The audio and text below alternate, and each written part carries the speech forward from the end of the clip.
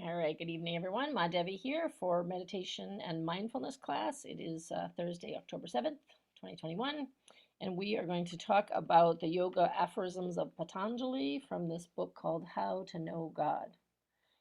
If you don't know about yoga aphorisms, this is kind of a book of very short lessons on many different topics that have to do with meditation and communion with God. Very good one to meditate on.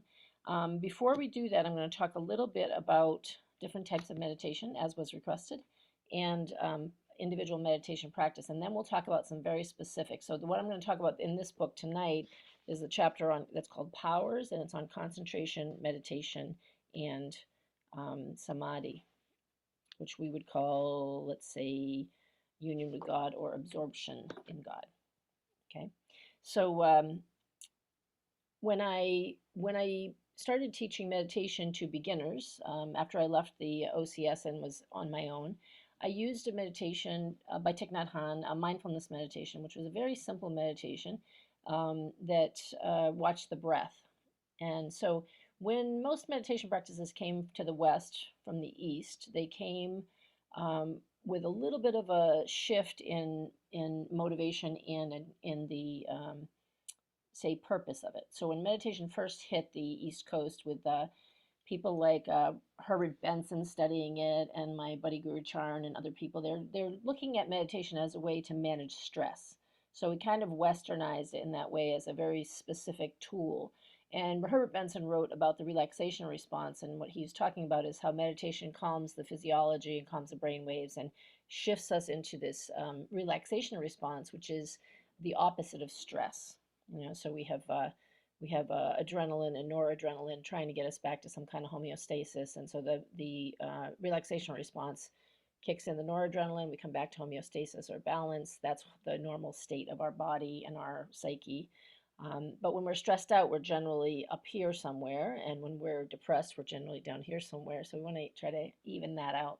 So his study went over very well, and then we have people like Joan Borisenko that talked about mindfulness, and Ram Dass, and many others who started talking about mindfulness in a Western context, which really meant that it was more for stress management and quieting the mind than it was for spiritual kinds of things. So when Herbert Benson was doing meditation, he chose a mantra, and interestingly, he chose the word one, O-N-E, one, as his mantra, which of course we know has a greater spiritual meaning, right, than just the number.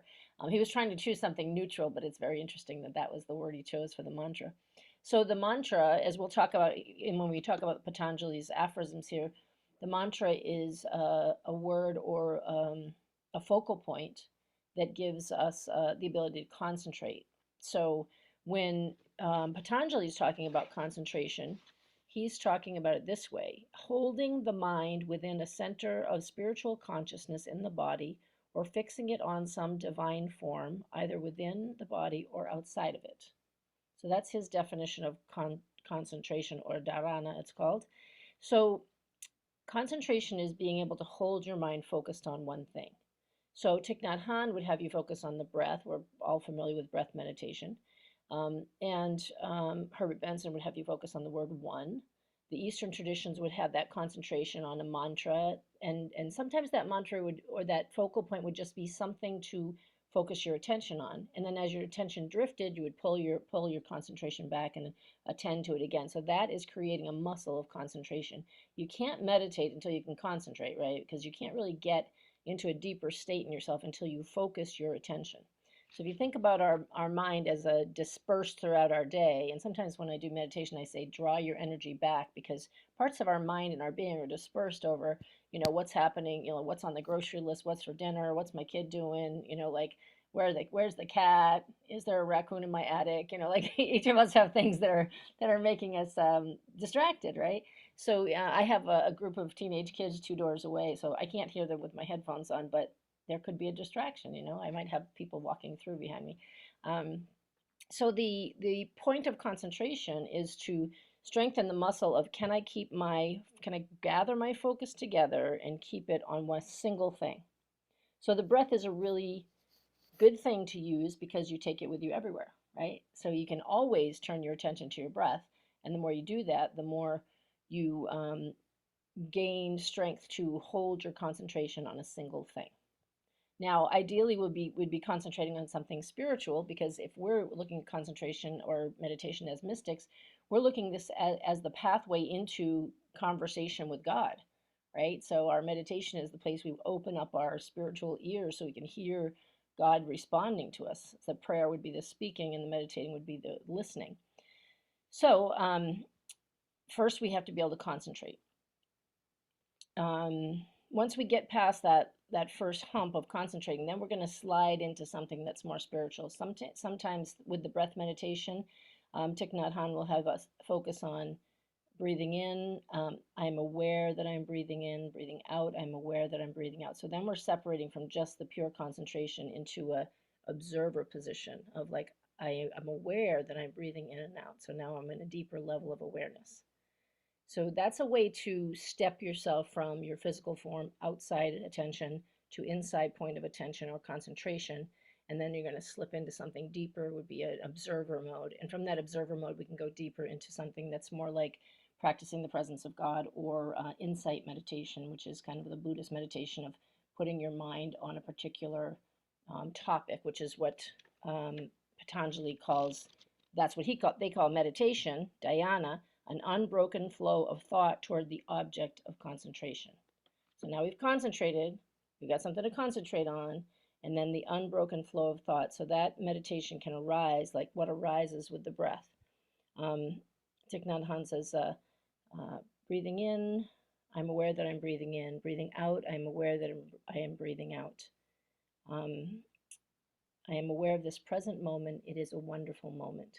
So that's one of the mantras that that Thich Nhat Hanh recommends, so that you start to sink into the moment, unbroken flow of the breath. Or a mantra, if you were saying one or Satnam, or a mantra that has some meaning to you, like Hail Mary. You know, the Hail Mary prayer is pretty much a mantra, right? You say it over and over again. It focuses your mind, and you can concentrate, and it has a deeper spiritual meaning, which you can feel as you fall into the meditation or into the prayer.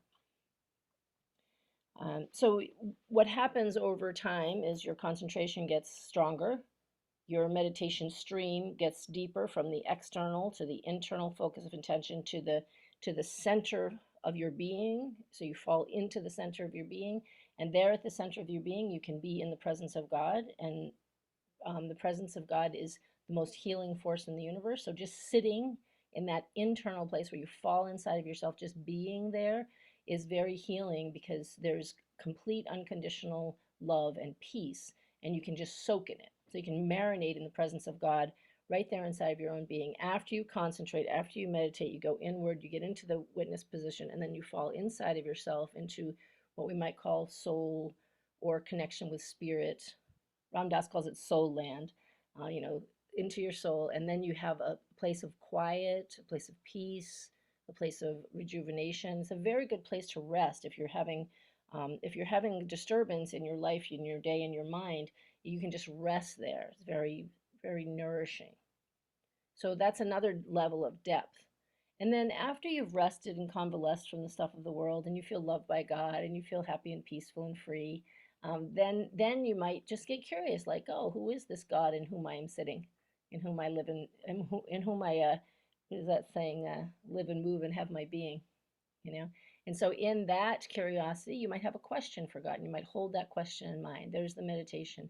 The Buddhists would call it insight meditation. I'm holding in mind, I have this disturbance in my life, and I need to know more about it.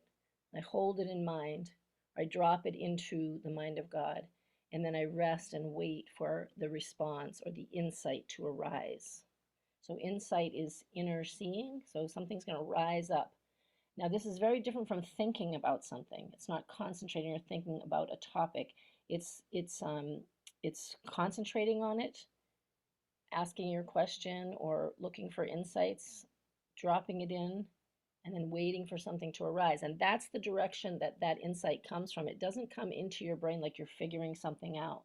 So when you have some experience with meditation and the different levels of that energy, you'll know when you're just trying to figure something out, or when you're talking to yourself, when you're minding yourself, your mental computer is giving you some feedback of some history that you have with that thing, versus the voice of God or the insight that arises from your own soul that says, aha, this is it. And it is kind of an aha moment. It's a rising, bubbling up of some truth or wisdom that you didn't already have, or that maybe you had but had forgotten. You know, and eventually that can be in the form of really a very conversational kind of experience with God. You're asking the question and you're hearing the answer in words, maybe even in a voice, maybe even an audible voice.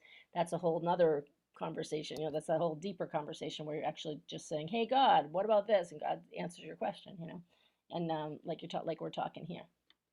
So the after that, the third level that Patanjali talks about is samadhi, or absorption. So absorption is when you fall far enough in that you're beyond mind, you're beyond body, and you're even beyond soul. So then you're falling further into a place where you are not separate from God, and so into the oneness that has your sense of self annihilated in it. And that's what the Buddhists would call samadhi, and that is absorption or annihilation of your sense of self or your ego mind in the mind of God. So that's the ultimate. And then the mahasamadhi is when you go there and stay there and you leave your body, and you leave your body behind. What some might call death, or the choice of death. Let's say the choice to leave the body, mahasamadhi. So if you can feel that deepening that's happening there, that deepening happens by having a practice that, first of all, understands that there are more than one levels of this meditation practice, and secondly, setting up your own practice so that you are beginning with, like we always do, I say, okay, take a few breaths and get yourself inside. Now, you are all, seasoned meditators. So when I say that, you know what to do, right? I ring the bell, you take a few breaths, you move inside yourself, you drop out of your mind, you drop into your heart center, right? You let go of a lot of things, quiet the mind, calm the heart, still the body, relax the body. And then you find yourself dropping in. You find yourself falling in. You all with me on that part? I know that knowing you have those experiences. So when you find yourself dropping in, now you're no longer in mind, right? You're no longer in mind. It's your soul in soul land with God, having a conversation or seeking insight or wisdom about some topic. And then if you run out of questions for God, let's say, or you just want to say like, okay, God, I want to know what it's like to be one with you, then you could fall further in and forget yourself and become absorbed into the mind of God without separation. And when you have that experience, it's a game changer, because that's the experience of the oneness without separation, and that will remind you that that is the place from whence you came, and that can be the grounding of your being, that oneness that has no separation, and it's very freeing to the spirit to feel that. Now, I've been meditating for 30 some years, 35-ish years, because I'm an old lady. And that's a long time. And when I started meditating, it was recommended that I meditate for 10 minutes in the morning and 10 minutes at night. Um, and the 10 minutes in the morning was enough to get you quiet enough, over time, of course, to have that lasts a little longer into the day, right? It bleeds out into the day, that sense of calm that comes from being in the presence of God. But at first, I had to listen to music because my mind was so chattery. I listened to piano music or cello music or something that just kept my mind busy so that the rest of me could get quiet. But when I first started meditating in my 20s, I could not get my mind quiet on my own. I was a ridiculous type A personality with a triple Virgo mind, which is a nightmare. So it took a long time for me to shut that thing up and fire that committee in my head and get my body to sit still. I'm also an Aries, which does not like to sit still. So I had all these things going against me, but I was determined that I was going to figure out what this was about. And I remember taking yoga, and when you would lie down in yoga for the shavasana, I'd be like, "This is so boring." I hated it. Like you need rest between the poses. I'm like, "Come on, aren't we going to just do something here?" So I remember feeling impatient with that process. But then over time, I would start to have these glimpses of something else that happened while I was sitting still. Like my breath would stop, and I'd be like, "Oh, here I am witnessing and not breathing. That's interesting." Or I would lose track of my body. interesting experience. So you start to have these interdimensional experiences when you can quiet the mind, calm the heart, and still the body. But you have to do that like you'd go to the gym. If you only do it twice a month, you're not going to see much of a result. If you do it 3 times a day, you're going to be seeing a result pretty quickly. Even if you just did the breath meditation 3 times a day for 10 minutes, you would start to see that you can concentrate better, focus yourself better, avoid distractions better. So, a starting person, 10 minutes 3 times a day is a good start. Most people can't meditate for more than 10 minutes. Most people in the world, if you have them sit for 10 minutes, they're driving themselves crazy. I can't meditate because my mind won't stop talking. That's what I hear every time from a new meditator, and I'm like, yeah, I know. You got to sit longer. That's the thing. Um, in the former order, we would do half an hour of meditation before communion every day, right? So you'd sit for half an hour, and when I first started doing that, my mind was like, Yahoo! I get your attention for half an hour. I have a backlog of things that I need to talk to you about, and then I would keep a little notebook there. God forbid I forget something that my mind said over and over again, and then over time, it started to get that I would have quiet times and I would find myself going through those stages of concentration and then meditating with a question and then relaxing and resting and then eventually having experiences of the oneness or the absorption that was kind of like a nothingness feeling to it, which is very restful also. Time outside of mind is a restful thing. Um, so over time that would happen, and then when I became a priest and I was sitting at the front of the chapel and tuning into what was happening in the room, and I could hear all the mental chatter, and I was like, oh, thank goodness my mind doesn't do that anymore. And these days, it takes a lot of effort for me to even get to conjure a thought. So that's an interesting experience to not have a background of talkers talking while I'm doing things. I'm in the moment, and so this is what's happening. And even as I'm talking to you, my thoughts are not arising before they're coming out of my mouth. We're just talking, and it's a stream of conscious knowing that is arising, and there's not any need to be thinking like, oh, what do I say next, or anything like that.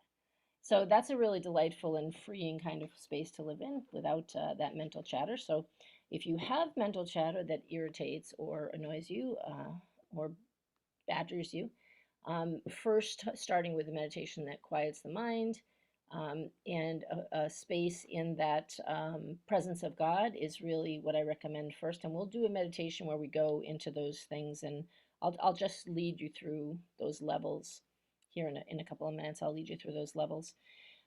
For serious meditators, half an hour morning and night is not an outrageous amount. I worked with a Buddhist monk for a while. They meditated for 2.5 hours every morning. The yogis, the Kundalini yogis, Sikh yogis, do a 2.5 hour sadhana, daily practice that includes yoga, meditation, and chanting for 2.5 hours every morning. That's 10% of your day. So if you think about tithing, you're tithing 10% of your time to God. So if you think about that and say, can I give 10% of my time to God in one form or another? I would include prayer and meditation and communion and service, service. If you're doing that mindfully, you could include that. So if you thought about that, giving 10% of your time is a way to tithe to God. It has nothing to do with money, but it gives, you're laying down your life, right? You're laying down your life for your friends, which Jesus says is the highest form of love. So if love is your motivation, then that would be an interesting thing to think about. Now, I know some of you think, oh, I can't take 2.5 hours out of my day, but it doesn't mean you have to take time out because, you can pray while you're doing other things, right? You can pray unceasingly, actually. You can love unceasingly. You can be unceasingly present. You can be unceasingly, your mind can be unceasingly absorbed in God while you are a channel of love and peace within everything you're doing until 100% of your time is spent being that channel, and that would be considered samadhi. And then, if you're doing that and you're choosing not to leave the planet, then you are Maha Samadhi while you're still on the planet. That would be cool. It'd be great to have a few of those around, eh? So that's the progression. Is that making sense? Does anybody have any questions about that part, the progression, or how you would do that? I do recommend that people do morning and evening meditations. Morning to prepare yourself for your day, evening to review your day and spend some time with God. You know, the Muslims pray 5 times a day. Easy enough to do. If you pray morning, night, and at each meal, that's 5 times a day. You know, that's easy enough practice to put into place. Um, and you know, you can sneak in things that you do. I'm a big fan of spiritual post-it notes where you put a little note for yourself somewhere, like pray before you start your car, have a little mantra there, scripture, whatever. Repeat it to yourself while you're doing things. Sing songs of praise. That's also a form of meditating or keeping your mind on God. The more you keep your mind on God, the more there is space in you for your mind and God's mind to be in the same space. So that's the progression towards absorption or the God mind oneness. All right, any questions? Hope I answered all of the things that you were asking me to answer. So what I'm going to do is I'm going to lead you through a meditation where we're going to go through all of those different layers so you can get a feel for them. Okay, so excuse me. I have my bell here, and I'll lead you through the mindfulness meditation first with breathing meditation. Excuse me. And then we'll go on from there. So why don't you get yourself comfortable and close your eyes. Make sure your body can sit in a comfortable position for a while. We'll start with our temple bell.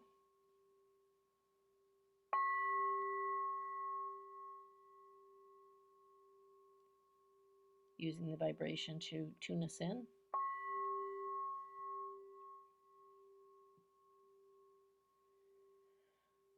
And now let's move on to the breath. So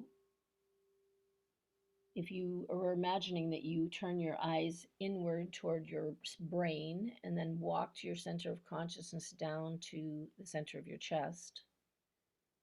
And as you do that, as you're leaving your association with your brain, you can quiet your brain as you leave. So you're sliding down the spine to the center, to your heart center, quieting the mind as you go. You might experience it like shutting off the lights in your brain so your mind goes quiet. And you land perching yourself in the center of your chest, acknowledging your heart space, whatever is up for you today, whatever has been on your mind and heart, just acknowledging that quickly and, you know, promising that you'll get back to whatever is of importance to you that's stirring in your heart. Well, we'll get back to that after the meditation time so that your heart can go calm, trusting that you will engage it later as necessary. And then consciously sweeping through your body with a thought of relaxation, breathing through any spots in your body that are tense or painful, and just generally loving your body for doing its job. So that we establish with our first few breaths a quiet mind, a calm heart, and a relaxed body, consciously and purposefully. And we allow the breath to carry us through that sequence of quiet mind, calm heart, relaxed body.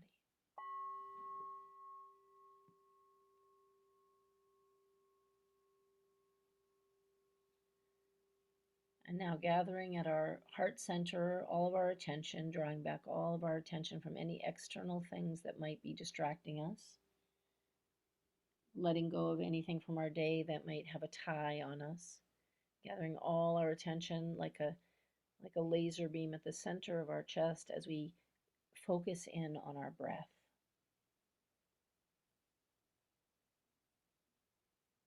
As we focus on the rising and falling of our chest with our breath,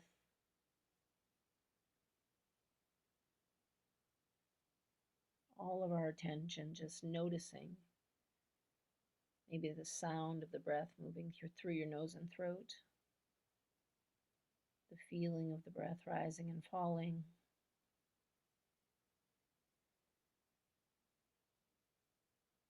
and your concentrated awareness on your breath as most of the day we go about breathing without really thinking about it. without really attending to it. So, beginning to be mindful of your breath as you breathe in, you can say silently to yourself, I'm aware that I'm breathing in. And as you breathe out, I'm aware that I'm breathing out.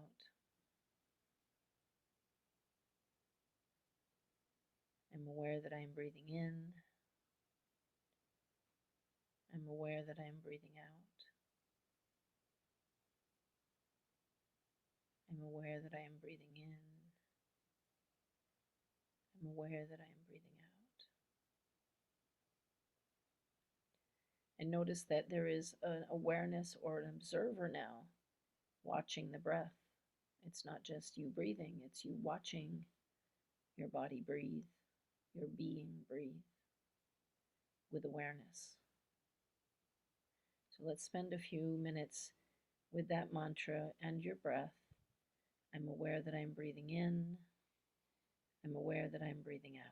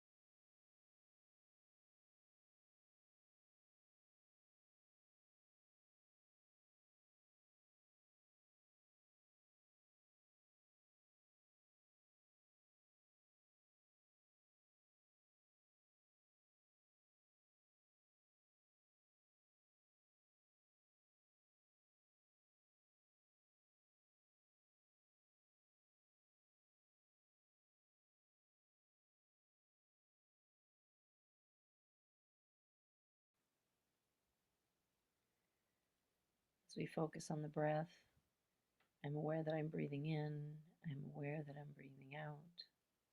You may notice that you've fallen a little deeper inside of yourself, have more of a distance, maybe even a disconnection with your awareness of your physical body, disconnection of your thinking from your thinking mind and your emoting heart or your feeling heart.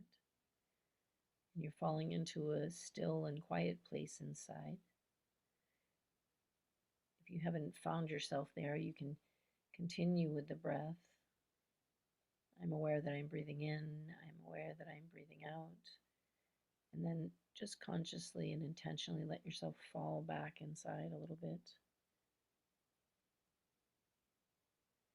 so that you're taking that observer or witness position, the position of your soul versus your body, mind, and heart,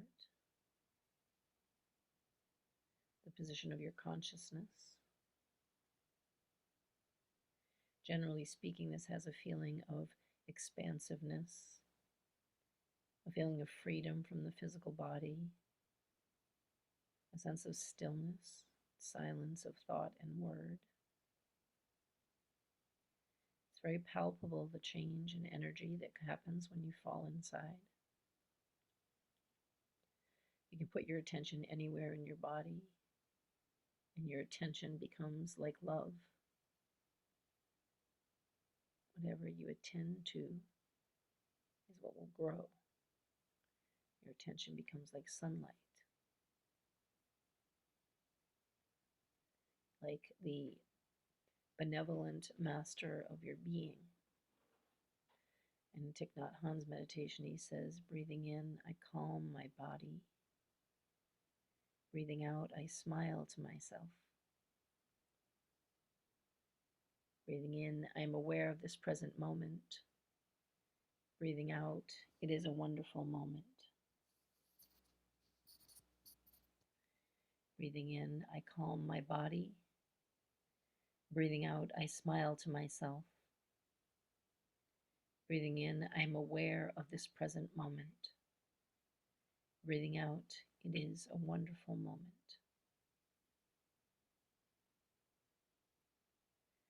And let yourself rest in that wonderful moment.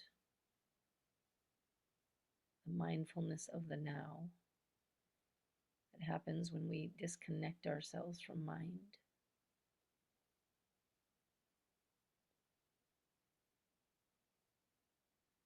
And feel the stillness of our inner being. If we let go of the breath and just let ourselves drop further in, we'll find that we'll land deeper in ourselves, deeper in the inner space, where that stillness and that silence and that peace brings a feeling of healing, of unconditional love, of benevolent grace, just being in the presence of God there inside our own being. So let's rest there for a few moments and just feel what it feels like to be in our soul, in the mind of God, resting without thought, without emotion, without connection to our physical form, just resting there, soaking in the healing presence of God.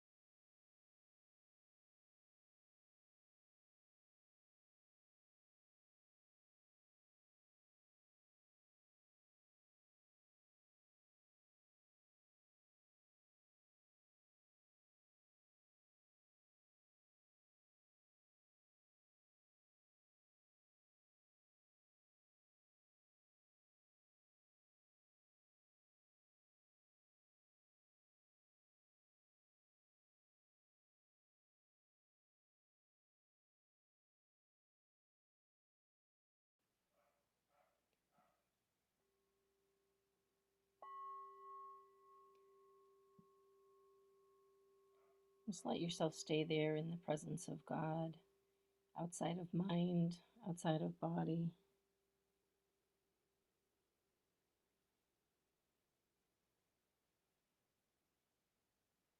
And now we're going to go a little bit deeper towards the absorption of our sense of self or our ego mind into the oneness of God. So you can imagine as you're sitting there in the depth of your being, like it's a bowl or a room, and you can imagine that there's a doorway or a drain in that bowl, and you're just going to let yourself slide through it. Slide through it into the expansive oneness of the universe that you might see first as something like you're looking at the night sky with all the stars, and it's vast and open and infinite. And you fall into it and become part of it so that your sense of yourself dissipates into the oneness. At the same time as you know your one point of consciousness, you can come back to that one point of consciousness, and you can slide out into the undifferentiated, non-dual oneness of the mind of God, which is the source of all life. Sometimes this can feel a little tricky, but if you just go quiet and imagine for a moment and invite God to bring you into it, and in the silence, allow for that to happen and slip inside further. Now, we'll go quiet for a few moments to see what you experience there, beyond thought, beyond body, beyond feeling, beyond your sense of yourself, into the oneness.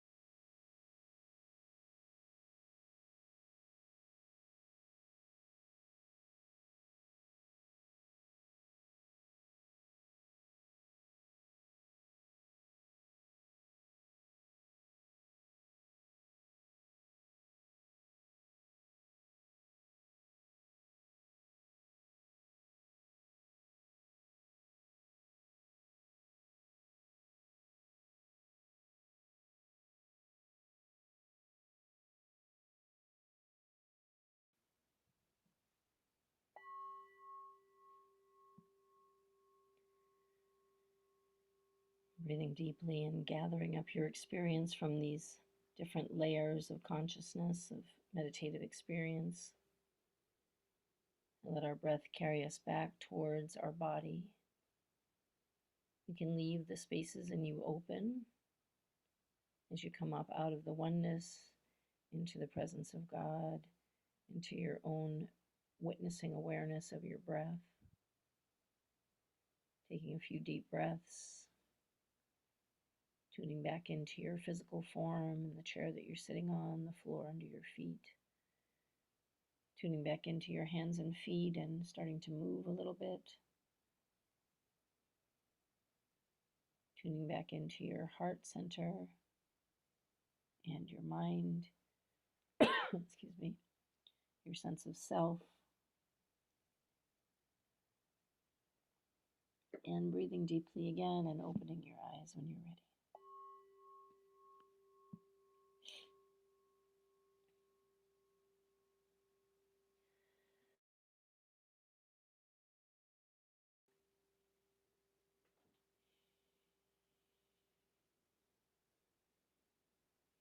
All right. Sometimes when we go into deep meditation, it feels a bit like sleep because it's moving us through brain waves that go down into theta brain waves that are very, very deep, like deep sleep. So meditation can be very restorative because it is like the deeper states of sleep. So I've heard say that 10 minutes of true meditation is the same as an hour of sleep. So if you don't have an hour for a nap, you could do 10 minutes of deep absorption meditation and give yourself a nice reboot. Shuts down the thinking mind, which causes most of the stress and strain in our being. So it's a good practice to have. So I wanted to give you a moment if you'd like to share about your experience, anything you noted and where you might have gotten stuck, or if you have any questions about your own meditation practice, what works for you and what you struggle with.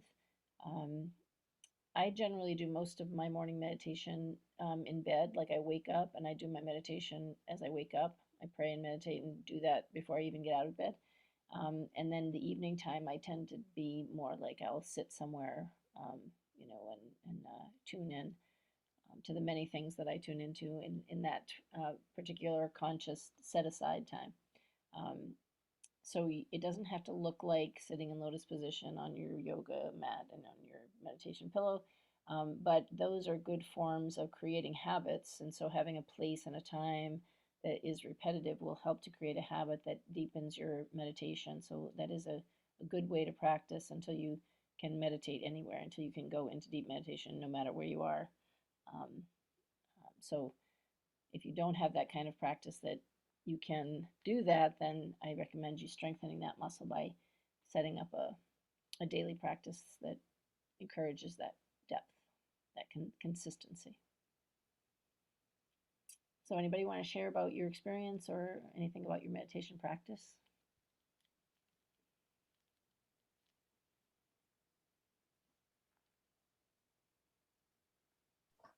I'll share. Thank you so much for facilitating that beautiful meditation.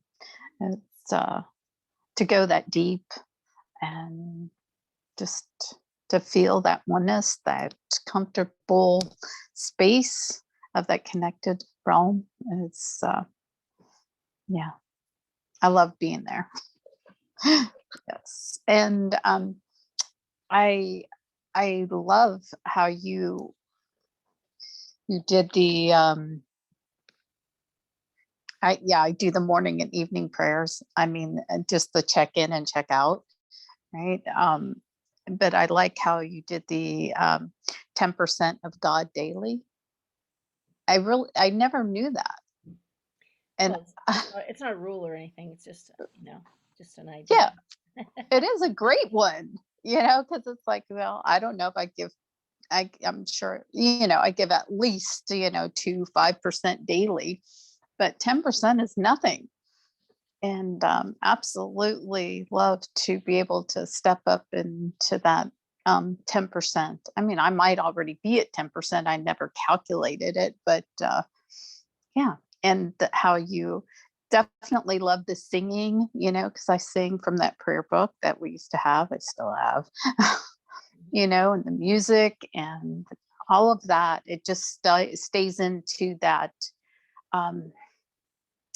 I don't know, just stays into that calmness, that oneness, that love, that connection um, every day. So, yeah, thanks for. Sure.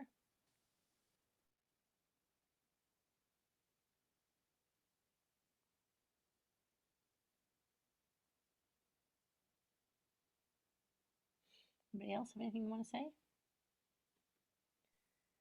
So this is not a This is test, of course. So if you didn't make it into the great absorption, you don't worry about that.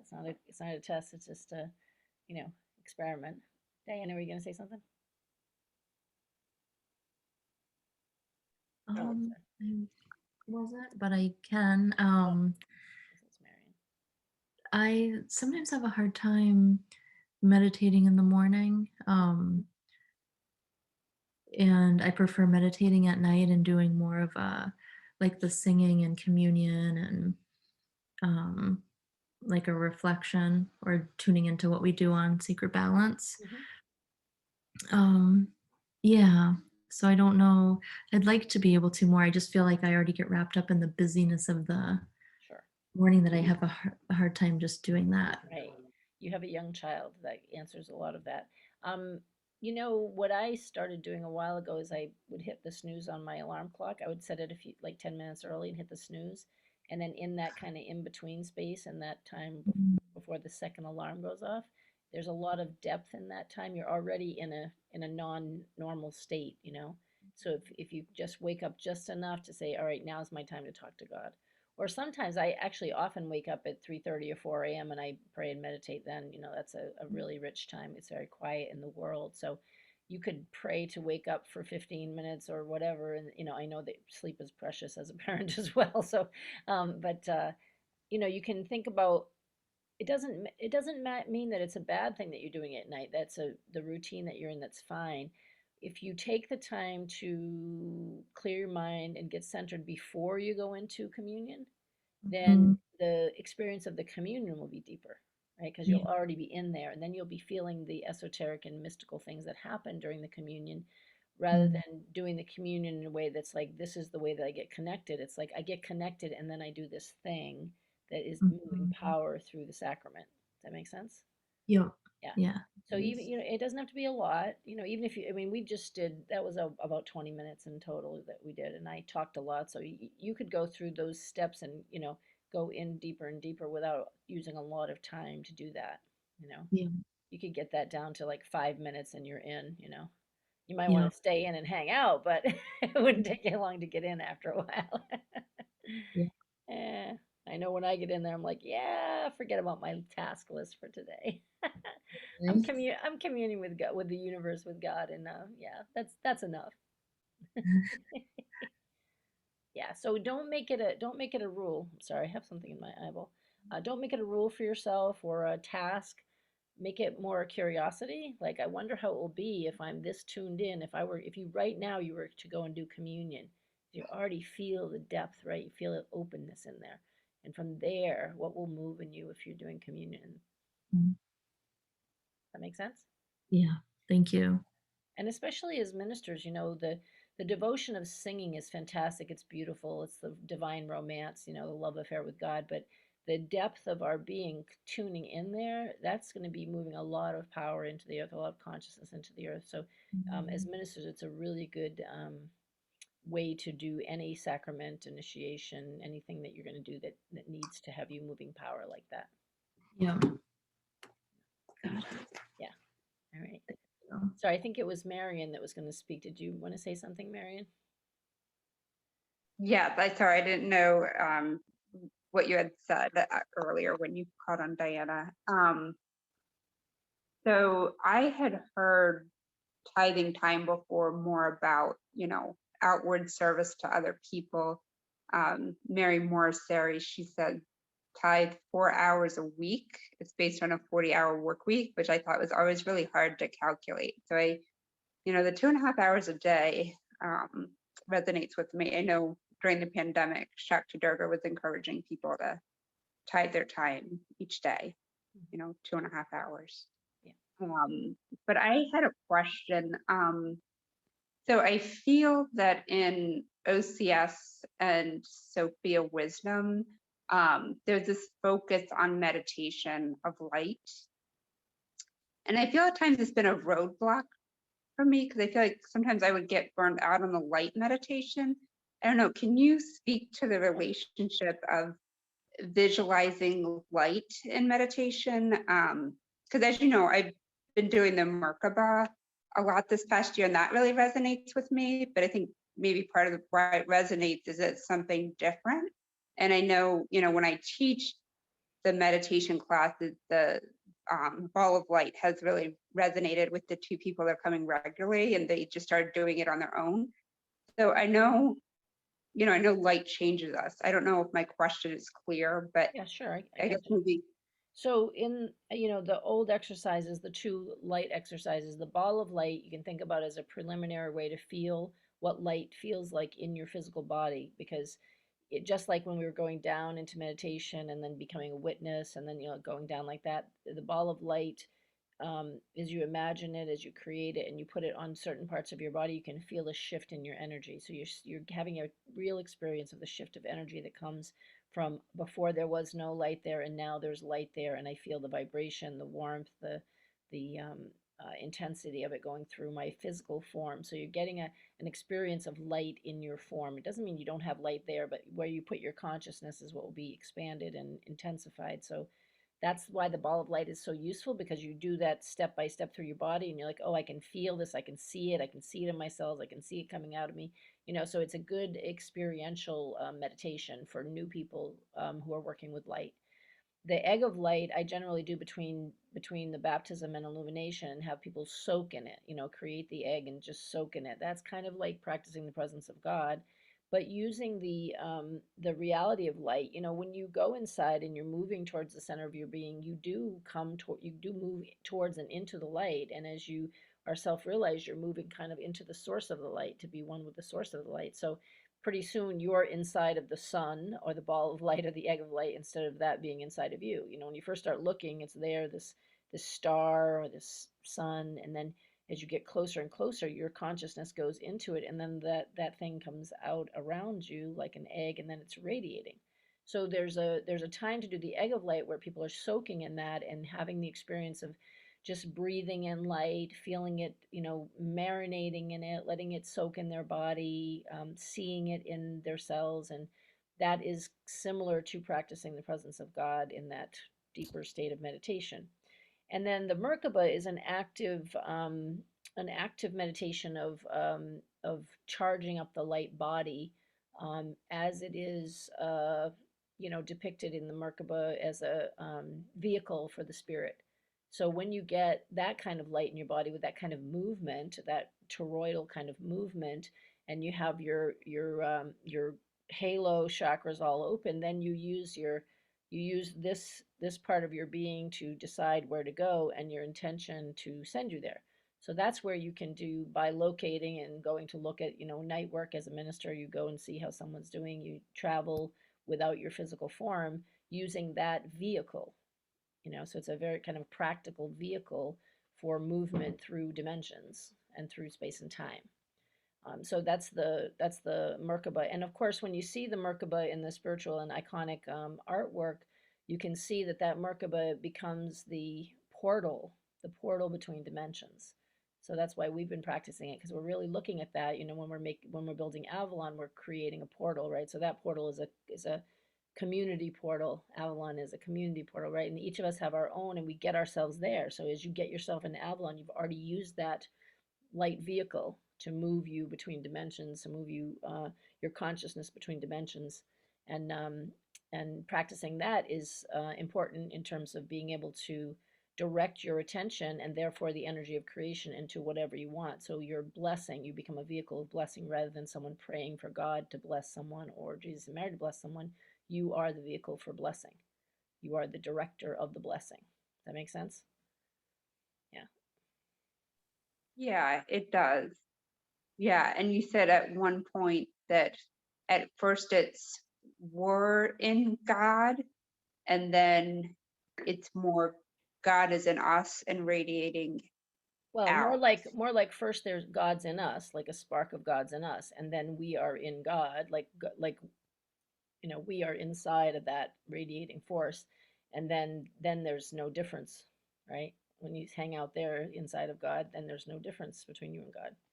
So that's the um, baptism, God in you sparked up, illumination, I'm inside of God now, self-realization, God and I are one, God realization, there's no separation. God's all of it. You know? So that's the levels of consciousness, which we'll talk about in a lot of detail at retreat as well. How we move through those levels of consciousness and finding yourself there and seeing, like, what am I doing to maintain that level of consciousness or get to the next level that I want to be at, so that I can, be the vehicle of blessing and the vehicle of light. And really starting to change your identification with that old idea that you are a lowly servant of the light. Remember, Jesus came to teach us to be little Christs, right? We're meant to be Christs like Jesus, not to be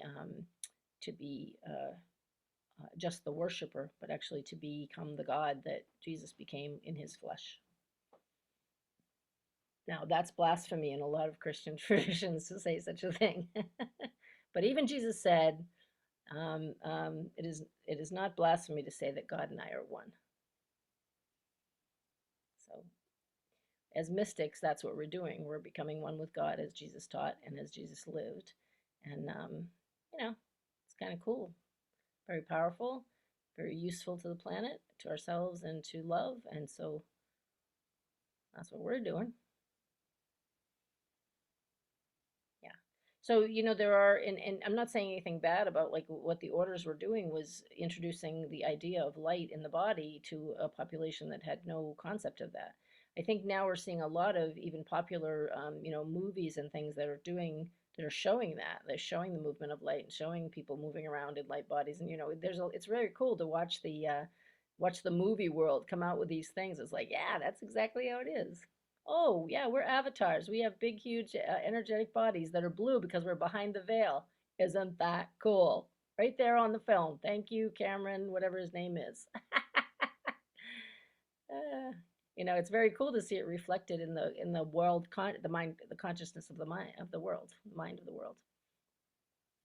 So we're doing that for real in an energetic way, and then we're making an impact on the planet by using our still mind, the still point, and our focused intention, our concentrated intention, and our samadhi state to say, where do we want love to go? Here or here or here, or everywhere.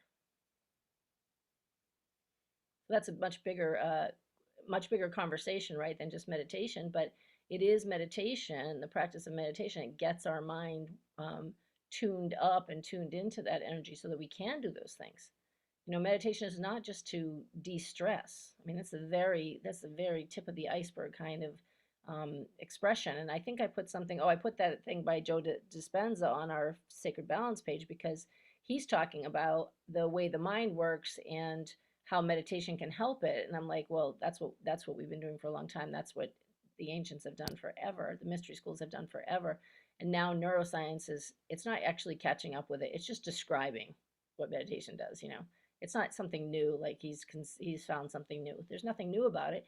It's just that he's describing the process neurologically that people have known spiritually for a very long time, which is cool. It's cool to have that structure so we know what's happening in our brain. The same way that we can see that plant medicine has that same kind of neurological impact and maybe quickens things for us in terms of neurological growth and depth of experience and experience of the oneness and that kind of thing. So, a lot of good things coming together. All right, well, we're getting a little late here. Beatrice or Julia, do you have anything you want to say tonight?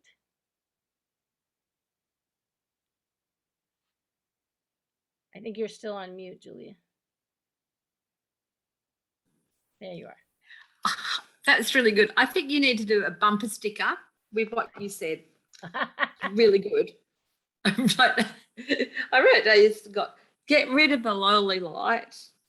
From the worship, we came to be all little lights of Christ. I was like, it's like so straight away little bumper stickers. Like it's so. Well, it is a paradigm shift, right? Because most of Christianity talks about becoming. I mean, people say follow Christ, believe in Christ, love Christ, accept Christ as your savior, but they don't say become Christ, right? But that's what Jesus This is so true. And people cringe when you say, well, you are God.